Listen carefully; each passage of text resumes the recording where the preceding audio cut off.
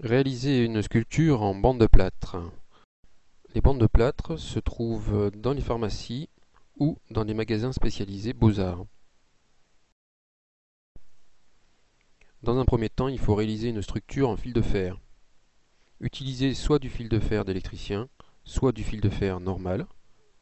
Dans notre exemple, nous allons réaliser une sorte d'igloo et une entrée.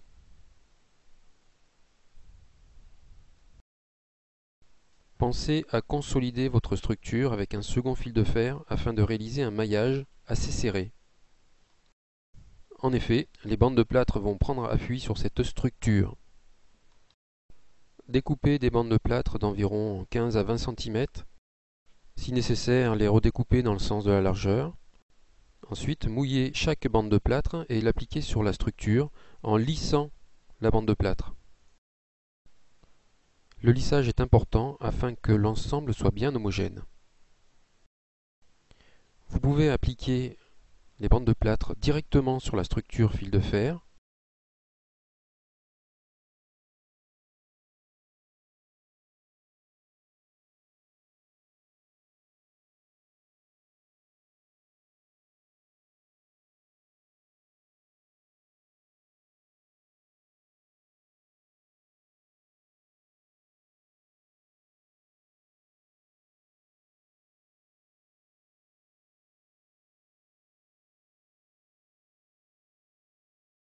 Il existe une autre solution qui permet d'avoir davantage de volume.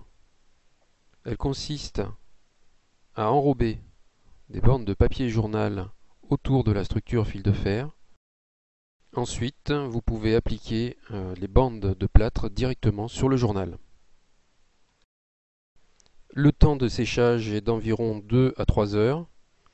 Pour un séchage définitif, comptez 2 à 3 jours.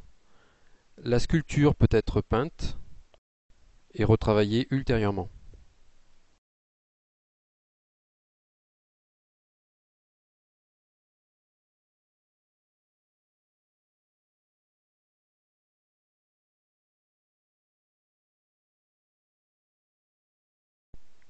Vous pouvez réaliser le moulage d'un objet grâce aux bandes de plâtre.